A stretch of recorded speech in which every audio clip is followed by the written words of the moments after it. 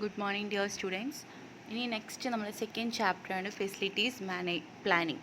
എന്താണ് facility planning എന്നുള്ളതാണ് നമ്മൾ ആദ്യം മനസ്സിലാക്കേണ്ടത്. നമ്മൾ ഒരുപാട് തവണ നമ്മൾ ഈ ടേം പറഞ്ഞിട്ടുണ്ട്, ഫെസിലിറ്റി പ്ലാനിങ് എന്നുള്ളത്.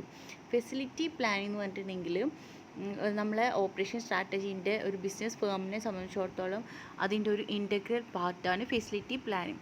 അതായത് ഒരുപാട് ക്യാപിറ്റലൊക്കെ സെറ്റ് ചെയ്തിട്ട് നമ്മൾ ഇൻവെസ്റ്റ് ചെയ്തിട്ട് നമ്മൾ സെറ്റപ്പ് ആക്കി എടുക്കുന്ന, നമ്മൾ വിചാരിക്കുന്ന ഒരു പ്രൊഡക്ഷൻ കപ്പാസിറ്റി ഉണ്ടാക്കിയെടുക്കുക എന്ന് പറയുന്നതിനെയാണ് നമ്മൾ ഫെസിലിറ്റി പ്ലാനിങ് എന്നുകൊണ്ട് ഉദ്ദേശിക്കുന്നത്. അതായത് ഒരു ലാൻഡ് പർച്ചേസ് ചെയ്യുക, നമുക്ക് വേണ്ട ടെക്നോളജി ഡെവലപ്പ് ചെയ്യുക, നമുക്ക് വേണ്ട മെഷീൻസ് ഉണ്ടാക്കുക, എന്നിട്ട് അതൊക്കെ പർച്ചേസ് ചെയ്ത് നമുക്ക് വേണ്ട പ്രോഡക്റ്റ്സ് എന്താ വെച്ചാൽ അതുണ്ടാക്കാൻ വേണ്ടിയിട്ടുള്ള സാധനങ്ങൾ പർച്ചേസ് ചെയ്ത് അത് ഇൻസ്റ്റാൾ ചെയ്യാം.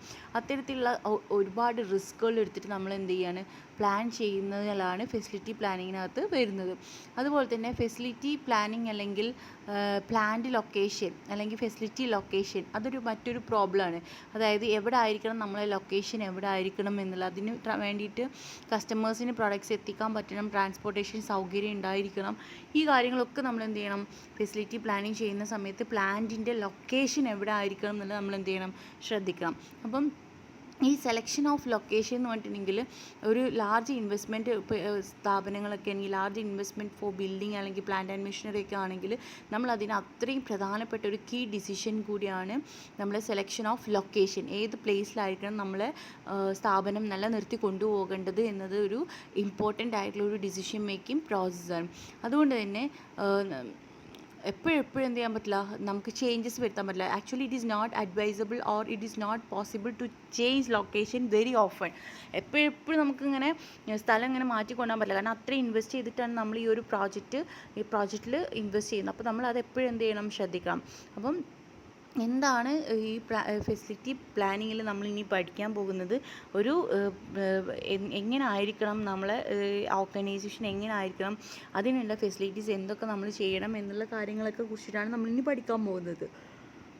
അപ്പോൾ അതിൻ്റെ ആദ്യ ഘട്ടം എന്നുള്ള രീതിയിൽ ഫസ്റ്റ് നമ്മൾ മനസ്സിലാക്കേണ്ടത് എന്താണ് പ്രോഡക്റ്റ് ഡെവലപ്മെൻറ്റിൽ നമ്മൾ ഒരുപാട് കാര്യങ്ങൾ മനസ്സിലാക്കണം. നമ്മൾ എന്ത് പ്രൊഡക്റ്റാണ് നമ്മൾ സെലക്ട് ചെയ്യുന്നത് എന്നുള്ളതാണ് പ്രൊഡക്റ്റ് പ്ലാനിങ്ങിനകത്ത്.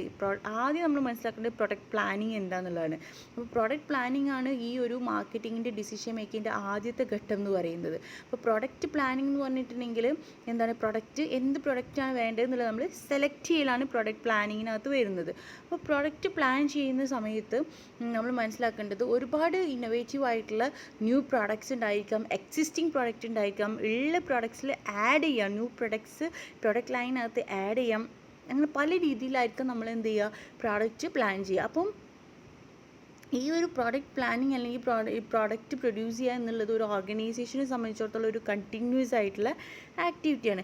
അതുകൊണ്ട് തന്നെ നമ്മൾ പ്രോഡക്റ്റിൻ്റെ സെലക്ഷൻ നടത്തുക എന്ന് പറഞ്ഞിട്ടുണ്ടെങ്കിൽ എന്താണ്, ഏറ്റവും ഇമ്പോർട്ടൻ്റ് ആയിട്ടുള്ള ഒരു ആക്ടിവിറ്റിയാണ്. അതായത് ഇന്നൊരു ദിവസം പ്രൊഡക്ഷൻ നടത്തി നാളെ ഇതിന് വേണ്ട എന്ന് എന്ത് ചെയ്യാൻ പറ്റില്ല, നമുക്ക് പറയാൻ പറ്റില്ല. നമ്മൾ ഇന്നൊരു പ്രൊഡക്റ്റ് സെലക്ട് ചെയ്ത് അത് പ്രൊഡ്യൂസ് ചെയ്യാമെന്ന് പറഞ്ഞു കഴിഞ്ഞാൽ അതൊരു കണ്ടിന്യൂസ്, ഇന്ന് പ്രൊഡ്യൂസ് ചെയ്യും നാളെ പ്രൊഡ്യൂസ് ചെയ്യും, ആ സ്ഥാപനം ഉള്ള കാലത്തോളം നമ്മൾ എന്ത് ചെയ്യണം, കസ്റ്റമേഴ്സിലേക്ക് ആ പ്രൊഡക്റ്റ് എത്തിച്ചു കൊടുക്കണം. സോ അത്രയും ഇമ്പോർട്ടൻ്റ് ആയിട്ടുള്ള ഒരു കീ ഡിസിഷനാണ് നമ്മൾ പ്രൊഡക്റ്റ് സെലക്ഷനിൽ നമ്മൾ എടുക്കേണ്ടത്. അപ്പം ഒരു ഓർഗനൈസേഷനെ സംബന്ധിച്ചിടത്തോളം പ്രൊഡക്റ്റ് ഡിഫറെൻറ്റ് വേസിൽ നമ്മൾ സെലക്ട് ചെയ്യും. ആ 3 വേസാണ് താഴെ പറയുന്നത്.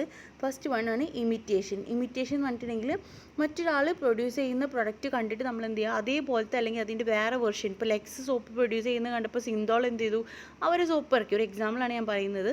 അപ്പം ലെക്സിൻ്റെ പോലെയല്ല, പക്ഷേ ലെക്സിൻ്റെ അതേ എന്താണ് ഇക്വലൻ്റ് ആയിട്ടുള്ള ഫീച്ചേഴ്സാണ് ഇതിന് വരുന്നത്, സിന്തോളിന് വരുന്നത്. പക്ഷേ രണ്ട് പ്രോഡക്റ്റാണ്, രണ്ട് മണമായിരിക്കാം, രണ്ട് രീതിയിലുള്ള യൂസിങ്ങിൻ്റെ 2 ടൈപ്പായിരിക്കാം. ഒന്നിന് പത കൂടുതലായിരിക്കാം, ഒന്നിന് പത കുറവാവാം, എങ്ങനെയാവാം. അപ്പോൾ നമ്മൾ എങ്ങനെ ആയാലും നമ്മൾ പ്രോഡക്റ്റ് നമ്മൾ ഇമിറ്റേറ്റ് ചെയ്യുമ്പോൾ നമ്മൾ അതിൻ്റേതായിട്ടുള്ള ആ ഒരു ഡിഫറൻസ് ഉണ്ടായിരിക്കും. അപ്പോൾ അതാണ് ഫസ്റ്റ് വൺ, ഇമിറ്റേഷൻ. രണ്ടാമത്താണ് അഡാപ്ഷൻസ് അല്ലെങ്കിൽ ഇമ്പ്രൂവ്മെൻറ്റ്. അഡാപ്ഷൻ ആൻഡ് ഇമ്പ്രൂവ്മെൻറ്റ് എന്ന് പറഞ്ഞിട്ടുണ്ടെങ്കിൽ ഉള്ളതിനെ നമ്മൾ എന്ത് ചെയ്യണം, മോഡിഫൈ ചെയ്യുക അല്ലെങ്കിൽ ഇമ്പ്രൂവ്മെൻറ്റ് നടത്തുക. ഇപ്പോൾ എക്സിസ്റ്റിംഗ് ഉള്ള പ്രോഡക്റ്റിൻ്റെ നമ്മൾ ക്വാളിറ്റി കൂട്ടുക, അല്ലെങ്കിൽ സൈസ് കൂട്ടുക, അല്ലെങ്കിൽ അതിൻ്റെ ഫോം ഓഫ് ഡിസൈൻ മാറ്റം വരുത്തുക. ഈ പരിപാടികളാണ്, അല്ലെങ്കിൽ അതിനൊരു പുതിയൊരു പ്രൊഡക്റ്റാക്കി മാറ്റലാണ് നമ്മൾ അഡാപ്ഷൻ അല്ലെങ്കിൽ ഇമ്പ്രൂവ്മെൻറ്റിനകത്ത് വരുന്നത്. നെക്സ്റ്റ് തേർഡ് വൺ ആണ് പ്രൊഡക്റ്റ് ഇന്നൊവേഷൻ. പ്രൊഡക്റ്റ് ഇന്നൊവേഷൻ എന്ന് പറഞ്ഞിട്ടുണ്ടെങ്കിൽ ഇതുപോലെ തന്നെ എന്താണ് ഒരു ന്യൂ പ്രൊഡക്റ്റ് എന്ത് ചെയ്യണം നമ്മൾ ഡെവലപ്പ് ചെയ്ത് കൊണ്ടുവരിക. അതായത് നമ്മൾ എന്ത് ചെയ്യുക, നമ്മൾ പ്രോഡക്റ്റ് ലൈന് കൂട്ടാൻ വേണ്ടിയിട്ട് നമ്മൾ പ്രൊഡക്റ്റിൻ്റെ മേഖലകൾ മറ്റ് മേഖലകളും കൂടി ആയിട്ട് കൂട്ടിച്ചേരാൻ വേണ്ടി, അതായത് ഇപ്പോൾ ഓൾറെഡി നമ്മൾ 2 പ്രൊഡക്റ്റ് പ്രൊഡ്യൂസ് ചെയ്യുന്നുണ്ട്. അപ്പോൾ അതിലൂടെ എന്താണ് അതിൽ നിന്നും തന്നെ വ്യത്യസ്തമായിട്ടൊരു പ്രൊഡക്റ്റും കൂടി നമ്മൾ എന്ത് ചെയ്യാണ് ഉണ്ടാക്കിയെടുക്കുക. അപ്പോൾ ആ ഒരു രീതിയിലേക്ക് നമ്മൾ മാറുന്നതാണ് പ്രോഡക്റ്റ് ഇന്നൊവേഷൻ എന്ന് പറയുന്നത്. അപ്പോൾ അതിൽ കുറച്ച് റിസ്ക് ഒക്കെ ഉണ്ടായിരിക്കും. പ്രൊഡക്റ്റിന് ഇന്നൊവേഷൻ നടത്തുന്ന സമയത്ത് ആ ടെക്നിക്ക് നമ്മൾ ഉപയോഗിക്കുമ്പോൾ ഒരുപാട് ഡൈവേഴ്സിറ്റി ഉണ്ടായിരിക്കാം, ഒരുപാട് റിസ്ക് ഉണ്ടായിരിക്കാം, ഒരുപാട് പ്രോബ്ലംസ് നമ്മൾ ഫേസ് ചെയ്യേണ്ടി വരും. അപ്പോൾ ഇതാണ് 3 തരത്തിലുള്ള പ്രോഡക്റ്റിനെ നമ്മൾ ഡെവലപ്പ് ചെയ്യുന്നത്. ഇനി എന്തൊക്കെ സ്റ്റെപ്സാണ്, എന്തൊക്കെ രീതിയിലാണ് നമ്മൾ പ്രോഡക്റ്റിൻ്റെ ഡെവലപ്മെൻറ്റ് നടത്തുന്ന സ്റ്റെപ്സ് ഏതൊക്കെയെന്നുള്ളത് നോക്കാം. പ്രൊഡക്റ്റ് ഡെവലപ്മെൻറ്റ് സ്റ്റെപ്സ് പറയുമ്പോൾ ഇത് കുറച്ച് ഇമ്പോർട്ടൻ്റ് ആയിട്ടുള്ള ക്വസ്റ്റ്യനാണ്. നമുക്ക് ക്വസ്റ്റ്യൻ പേപ്പറിലൊക്കെ പ്രതീക്ഷിക്കാൻ പറ്റുന്ന, അത്യാവശ്യം ചോദിക്കാൻ പറ്റിയ നല്ലൊരു ക്വസ്റ്റ്യനാണ്. അപ്പോൾ ഇത് നന്നായി പഠിക്കുക. 6 സ്റ്റെപ്സാണ് പറയുന്നത്. Idea generation, screening of idea, business analysis of idea, development of product, testing, commercialisation. ഇത് കേൾക്കുമ്പോൾ തന്നെ, ഈ ഹെഡിങ്സ് കേൾക്കുമ്പോൾ തന്നെ ഇതിലെ കഴമ്പ് എന്താണെന്നുള്ളത് നിങ്ങൾക്ക് അറിയാൻ പറ്റും, എഴുതാൻ പറ്റും എന്നുള്ളത് അറിയാം. എന്നാലും പറയാം. ആദ്യത്താണ് ഐഡിയ ജനറേഷൻ. ഐഡിയ ജനറേഷൻ എന്ന് പറഞ്ഞിട്ട് നമുക്കറിയാം, ഒരു പ്രോഡക്റ്റ് സെലക്ട് ചെയ്യുമ്പോൾ ഏറ്റവും കൂടുതൽ നമുക്ക് എന്താണ് ഒരു ഐഡിയ വേണം അല്ലേ. എന്തൊരു സാധനം നമ്മൾ ചെയ്യുമ്പോഴും നമുക്കൊരു ഐഡിയ വേണം. അത് പലതരത്തിലാവും. ചിലപ്പോൾ എംപ്ലോയീൻ്റെ കയ്യിൽ നിന്നാവും, അല്ലെങ്കിൽ ഫ്രണ്ട്സ് ആവും, അല്ലെങ്കിൽ പാർട്ടീസ്, അല്ലെങ്കിൽ റിസർച്ച് നടത്തിയിട്ട് ന്യൂസ് പേപ്പറിനാവും, അല്ലെങ്കിൽ ഏതെങ്കിലും കോമ്പറ്റീറ്റേഴ്സിനെ കണ്ടിട്ടാവാം. നമുക്കറിയാം ഒരു ഇളനീരിൻ്റെ കട തുടങ്ങിയാൽ വരെ നിങ്ങളൊരു തിരൂര്, ഇപ്പോൾ ഒരു എക്സാമ്പിൾ ഞാൻ പറയാം, നിങ്ങൾ തിരൂര് താഴെപ്പാലം മുതൽ ബസ് സ്റ്റാൻഡ് വരെ തന്നെ എടുത്തു കഴിഞ്ഞാൽ എത്ര ഇളനീരിൻ്റെ കട നിങ്ങൾക്ക് കാണാൻ പറ്റും. വെറും ഒരു ഇളനീരിൻ്റെ കട മുതൽ, മനസ്സിലായോ? അത്രയും എന്താണ് ഒരു ചെറിയൊരു സാധനം എടുത്തു നോക്കി കഴിഞ്ഞാൽ അതിനെന്താണ് ഒരു കോമ്പറ്റീഷനാണുള്ളത്. തിരൂർ എടുത്തു നോക്കി കഴിഞ്ഞാൽ നിങ്ങൾക്കറിയാം എത്ര ജ്വല്ലറീസ് നിയർ ബൈ ഒരു 7-8 ജ്വല്ലറീസ് അടുപ്പിച്ചിട്ടുണ്ടായിരിക്കും. ടെക്സ്റ്റൈൽസ് എടുത്തു നോക്കി കഴിഞ്ഞാൽ പക്ഷേ ആളുകൾക്ക് തന്നെ കൺഫ്യൂഷനാണ് എവിടെ പോകുന്നത്. അത്രയും എന്താണ് കോമ്പറ്റീഷനാണ്. അപ്പോൾ ഈ കോമ്പറ്റീറ്റേഴ്സിനെ കണ്ടിട്ട് നമുക്ക് എന്ത് ചെയ്യാം, നമുക്കൊരു പ്രൊഡക്റ്റ് നമുക്ക് വേണമെന്ന് തോന്നുക. അല്ലെങ്കിൽ സെയിൽസ്മാൻ വല്ല ഐഡിയകളും കൊണ്ടുവരും. ഡിസ്ട്രിബ്യൂട്ടേഴ്സ്, കൺസൾട്ടൻസ്, ബാങ്കുകൾ, ഇത്തരത്തിലുള്ള ഇവർ കയ്യിൽ നിൽക്ക് എന്ത് ചെയ്യാം, ഫോറിൻ സോഴ്സസ്, ഇവർ നിൽക്ക് എന്ത് ചെയ്യാം, നമുക്ക് ഐഡിയാസ് ജനറേറ്റ് ചെയ്യാനുള്ള സാധ്യതകളുണ്ട്. നമുക്ക് എവിടെ നിന്ന് വേണമെങ്കിലും ഐഡിയ എന്ത് ചെയ്യാം, ജനറേറ്റ് ചെയ്യാം. പക്ഷേ ആ ഐഡിയ ജനറേറ്റ് ചെയ്ത് നമ്മൾ എന്ത് ചെയ്യും, അതിൽ നിന്ന് എന്ത് ചെയ്യും, ചിലപ്പോൾ റീമോഡിഫിക്കേഷനൊക്കെ നടത്താം. നമ്മളെ എല്ലാ പ്രൊഡക്റ്റിനും ഒരു പക്ഷേ റീമോഡിഫൈ ചെയ്യുക, ഇത്തരത്തിലുള്ള എങ്ങനെ വേണമെങ്കിലും നമുക്ക് എന്ത് ചെയ്യാൻ പറ്റും, ഐഡിയ ജനറേറ്റ് ചെയ്യാനുള്ള സാധ്യത ഉണ്ട്. അപ്പം സാധാരണ രീതിയിൽ ഐഡിയ ജനറേറ്റ് ചെയ്യുന്ന വേസ് ആണ് പറയുന്നത്. താഴെ പറയുന്ന 4 pure research, applied research, marketing research, idea generation techniques. Idea generation ടെക്നിക്സിനകത്ത് വരുന്നതാണ് attribute, listing method, morphological analysis, brainstorming session, Delphi method, problem inventory analysis. ഇപ്പം ഇതിനകത്ത് ഇതിൻ്റെ എക്സ്പ്ലനേഷൻസ് ഇല്ലാത്തതുകൊണ്ട് നിങ്ങൾ അതിൻ്റെ കൂടുതലായിട്ട് ഡീറ്റെയിൽ ആയിട്ട് പഠിക്കണം. നിങ്ങൾ മനസ്സിലാക്കുക എങ്ങനെയൊക്കെയാണ് ഐഡിയ ജനറേറ്റ് ചെയ്യുന്ന way of the generation of ideas, ഏതൊക്കെ വേകളാണെന്നുള്ളത് ജസ്റ്റ് അറിഞ്ഞിരിക്കുക. ഓക്കെ, ഇനി നെക്സ്റ്റ് വണ്ണാണ്, രണ്ടാമത്തെ സ്റ്റെപ്പാണ് സ്ക്രീനിങ്. സ്ക്രീനിങ് ചെയ്യൽ എങ്ങനെയാണ്? നമുക്കൊരു ഐഡിയ കിട്ടിക്കഴിഞ്ഞ് കഴിഞ്ഞാൽ എന്ത് ചെയ്യും, വേഗം immediately we can convert that idea into product. We must screen what will be the result. But actually screening means a critical evaluation of product ideas for selecting the viable product. Actually നമ്മൾ എന്ത് ചെയ്യണം, അതിന് കൃത്യമായിട്ട് evaluate ചെയ്യണം. നമുക്ക് evaluating means എന്താണ്, it is based on certain criterias. ഓരോ criteria base ചെയ്തുകൊണ്ടാണ് നമ്മൾ ഇവാലുവേഷൻ നടത്തുക. നമ്മളെപ്പോഴും പ്രൊഡക്റ്റ് സെലക്ട് ചെയ്യുന്ന സമയത്ത് നമ്മൾ ആദ്യം മനസ്സിലാക്കേണ്ടത് വെദർ ദ പ്രൊഡക്റ്റ് സാറ്റിസ്ഫൈ കസ്റ്റമേഴ്സിൻ്റെ നീഡ്സ് നമുക്ക് സാറ്റിസ്ഫൈ ചെയ്യാൻ പറ്റുമോ, sales volume criteria and the company image criteria. So നമ്മളെപ്പോഴും പ്രൊഡക്റ്റിൻ്റെ ഒരു ഐഡിയ കൊണ്ടുവരുന്ന സമയത്ത് നമുക്കത് ഓവറോൾ മാർക്കറ്റിംഗ് ഒബ്ജക്റ്റീവ് അല്ലെങ്കിൽ ഓവറോൾ ഓർഗനൈസേഷൻ ഒബ്ജക്റ്റീവ് ഇത് രണ്ടും കൺസിസ്റ്റൻ്റ് ആയിട്ട് നിലനിർത്തി കൊണ്ടുപോകാൻ പറ്റുമോ എന്നുള്ളത് നോക്കണം. അപ്പോൾ നമ്മൾ സ്ക്രീനിങ് നമുക്ക് ചെയ്യാൻ പറ്റാനുള്ള ഒരു മെത്തേഡാണ് ചെക്ക് ലിസ്റ്റ് മെത്തേഡ്.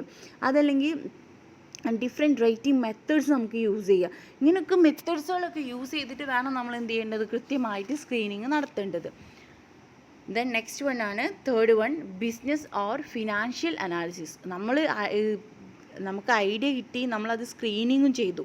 സ്ക്രീനിങ് ഒക്കെ ചെയ്ത് നമുക്ക് ഓക്കെയാണ് തോന്നി കഴിഞ്ഞാൽ പിന്നെ നമ്മൾ എന്ത് ചെയ്യണം, ദി നെക്സ്റ്റ് സ്റ്റെപ്പാണ് എന്ത്, A detailed analysis of these ideas. Detail ആയിട്ട് നമ്മൾ എന്ത് ചെയ്യണം, ഇതിനെക്കുറിച്ച് പഠിക്കണം. ഡീറ്റെയിൽ ആയിട്ട് പഠിക്കാൻ വേണ്ടിയിട്ട് നമ്മൾ പല ടെക്നിക്സ്, ഈ ഒരു ഫിനാൻഷ്യൽ അനാലിസിസ് നമ്മൾ നടത്താം. ഫിനാൻഷ്യൽ അനാലിസിസ് നമ്മൾ നടത്തുന്ന സമയത്ത് ചില ടെക്നിക്സ് ഉപയോഗിക്കും. നിങ്ങൾ മുന്നേ കേട്ടിട്ടും പറഞ്ഞിട്ടുള്ള കാര്യങ്ങളാണ് ബ്രേക്ക് ഈവൻ അനാലിസിസ്, നിങ്ങൾ കേട്ടിട്ടുണ്ടാവും. Discounted cash flow analysis, financial മാനേജ്മെൻറ്റിൽ നിങ്ങൾ പഠിച്ചിട്ടുണ്ടായിരിക്കാം. Discounted cash flow analysis, Bayesian theory, risk analysis, ഇതൊക്കെ ഫിനാൻഷ്യൽ മാനേജ്മെൻറ്റ് റിലേറ്റഡ് ആയിട്ടുള്ള കാര്യങ്ങളാണ്.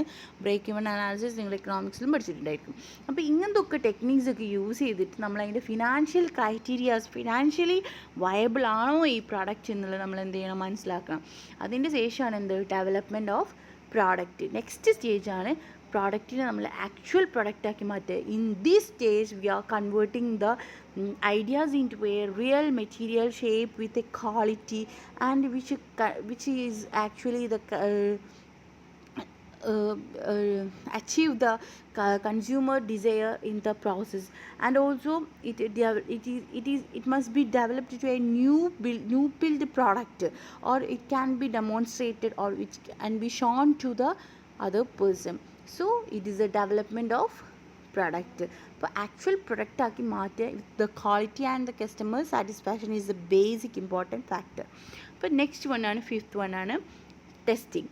ടെസ്റ്റിംഗ് മീൻസ് എന്താണ്, this is the critical stage of product selection. നമ്മൾ പ്രൊഡക്റ്റ് സെലക്ട് ചെയ്യുന്ന സമയത്തുള്ള ഏറ്റവും ക്രിട്ടിക്കൽ ആയിട്ടുള്ളൊരു സ്റ്റേജാണ് ടെസ്റ്റിംഗ്. അപ്പോൾ ടെസ്റ്റ് ചെയ്യുന്ന സമയത്ത് നമ്മൾ എന്ത് ചെയ്യണം, ഈ ഒരു പ്രോഡക്റ്റ് ഈ ഒരു സ്റ്റേജിനകത്താണ് നമ്മൾ ഈ ഒറിജിനൽ പ്രോഡക്റ്റിൻ്റെ ഐഡിയൻ്റെ ജഡ്ജ്മെൻറ്റ് അല്ലെങ്കിൽ ഫീസിബിലിറ്റി, അല്ലെങ്കിൽ either it is approved or disapproved ആണോ എന്നുള്ളത് നമ്മൾ ഈ ഒരു സ്റ്റേജിലാണ് നമ്മൾ എന്ത് ചെയ്യേണ്ടത്, മനസ്സിലാക്കേണ്ടത്. ഇതെല്ലാം ഓക്കെ ആണെന്നുണ്ടെങ്കിൽ നമ്മൾ എന്ത് ചെയ്യണം, ഈ ഒരു സ്റ്റേജിൽ നമ്മൾ എന്ത് ചെയ്യണം, നമുക്ക് വേണ്ട രീതിയിൽ കറക്റ്റ് സ്പെസിഫിക്കേഷൻസ് ഉണ്ടോ എന്നുള്ളത് മനസ്സിലാക്കിയിട്ട് നമ്മൾ എന്ത് ചെയ്യണം, ഈ ഒരു പ്രോഡക്റ്റ് പ്രൊഡ്യൂസ് ചെയ്യണം. ദെൻ നെക്സ്റ്റ് വണ്ണാണ് കൊമേഴ്ഷ്യലൈസേഷൻ.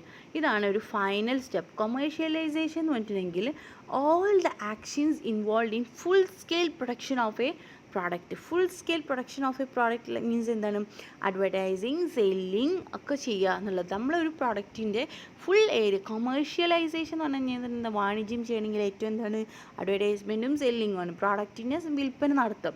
അപ്പോൾ അതിനെന്ത് ഇമ്പോർട്ടൻസ് കൊടുക്കലാണ് ഇവിടെ വരുന്നത്. ഉണ്ടാക്കിയ പ്രോഡക്റ്റ് ഇങ്ങനെ അൽമാറയിൽ എടുത്തു വെക്കാനല്ലല്ലോ, അല്ലെങ്കിൽ വെയർ ഹൗസിൽ എടുത്തു വെക്കാനല്ലല്ലോ, സ്റ്റോർ ചെയ്ത് വെക്കാനല്ലല്ലോ, എന്ത് ചെയ്യണം, കസ്റ്റമറിലേക്ക് എത്തിക്കണം. അപ്പോൾ അതിന് വേണ്ടിയിട്ട് നല്ല രീതിയിൽ അഡ്വർടൈസ്മെൻറ്റും സെല്ലിങ്ങും ഒക്കെ ചെയ്യുക എന്നുള്ളതാണ് ചെയ്യേണ്ടത്. ജസ്റ്റ് നിങ്ങൾക്ക് ഞാൻ 2 ക്വസ്റ്റ്യൻസ് ഇടാം. ഇതിനകത്ത് ഒരു OMR ഇടാനുള്ളൊരു സ്കോപ്പൊന്നുമില്ല, അതുകൊണ്ട് നിങ്ങൾക്ക് 2 ക്വസ്റ്റ്യൻസ് ഇടാം. ആ 2 ക്വസ്റ്റ്യൻസ് നിങ്ങൾ ഷോർട്ട് ക്വസ്റ്റ്യൻസ് 2 അറ്റൻഡ് ചെയ്യട്ടെ. ഓക്കെ, ശരി. എന്നാൽ ഇനി നമുക്ക് നെക്സ്റ്റ് ക്ലാസ്സിൽ നോക്കാം. എന്തെങ്കിലും ഡൗട്ട്സോ കാര്യങ്ങളോ ഉണ്ടെങ്കിൽ നിങ്ങൾക്ക് ചോദിക്കാം, ഡിസ്കസ് ചെയ്യാം. Okay, thank you.